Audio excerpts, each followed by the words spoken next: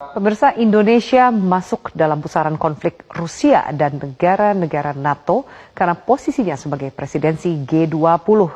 Ketika Presiden Rusia Vladimir Putin menyatakan akan hadir di forum KTT G20, sontak negara-negara barat menunjukkan resistensinya. Bagaimana seharusnya Indonesia bersikap? Inilah Top Review.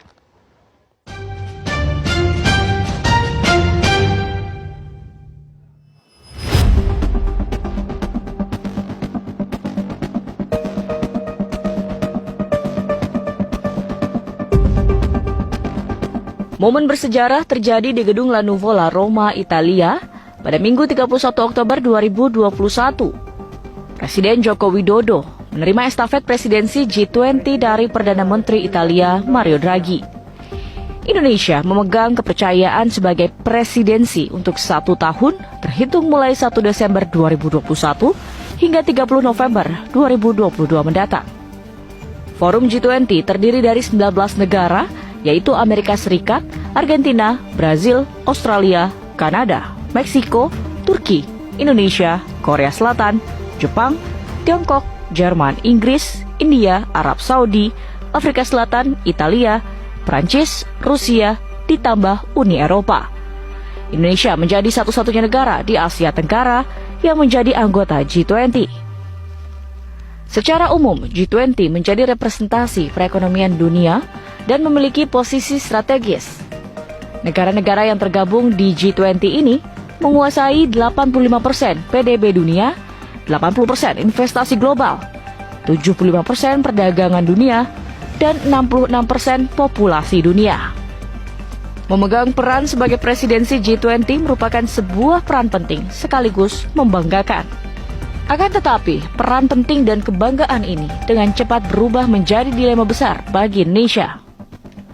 Betapa tidak, saat Indonesia memegang presidensi G20, situasi geopolitik dan geoekonomi tiba-tiba berubah drastis seiring dengan invasi Rusia ke Ukraina yang dimulai 24 Februari 2022 lalu.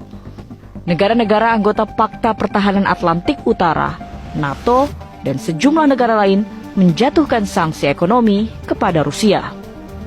Presiden Amerika Serikat Joe Biden menyerukan pencabutan keanggotaan Rusia di G20.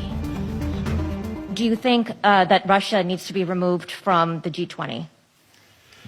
On the latter point, my answer is yes. That depends on the G20.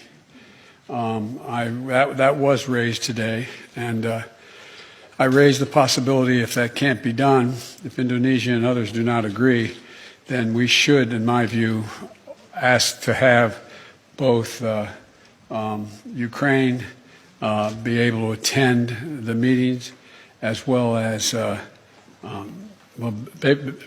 basically Ukraine being able to attend the G20 meeting and observe. Di sisi lain, Tiongkok membela keanggotaan Rusia di G20.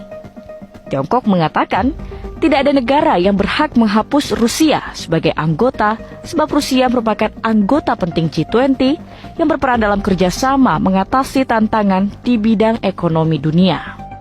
20国集团是国际经济合作的主要论坛，汇聚了世界主要经济体。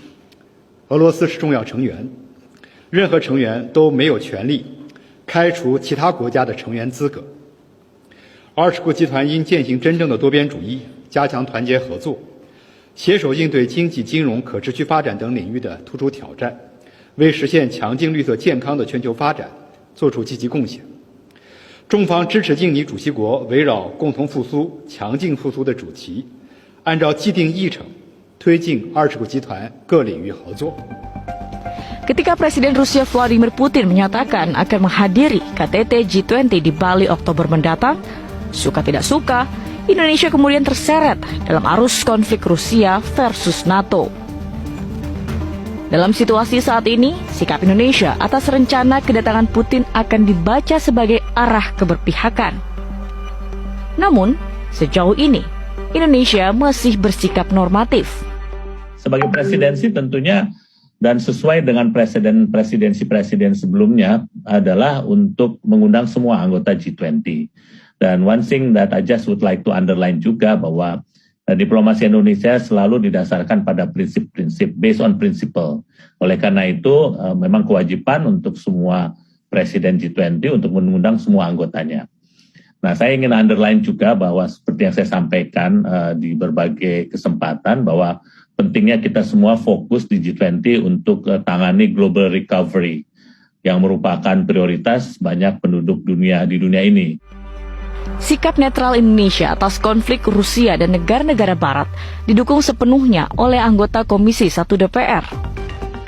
Jadi kita sebagai negara yang sudah bersikap netral harus tetap mempertahankan sikap tersebut dengan tetap menjaga netralitas kita dan tetap mengundang Putin untuk hadir sebagai kepala negara dari negara Rusia.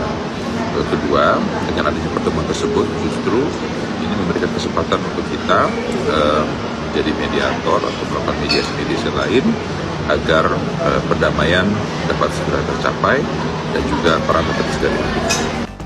Sementara itu, Wakil Ketua DPR RI Muhaimin Iskandar mengaku akan meminta Menteri Luar Negeri Retno Marsudi untuk mempertimbangkan apakah meneruskan atau menghentikan undangan kepada Putin. Hal itu disampaikan usai menerima kunjungan Duta Besar Ukraina untuk Indonesia, Vasil Hamianin, di Kompleks DPR Senayan, Jakarta.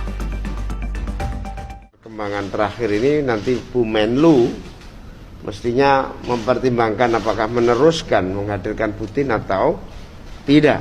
Karena kalau menghadirkan Putin untuk perdamaian lebih cepat, lebih bagus, ya dihadirkan. Tetapi kalau tidak, ya untuk apa?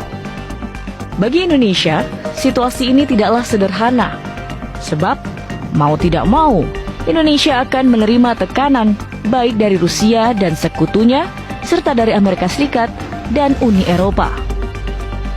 Namun, hingga KTT G20 digelar pada Oktober mendatang, peta geopolitik akan dinamis dan Indonesia dipastikan tidak akan buru-buru mengambil sikap.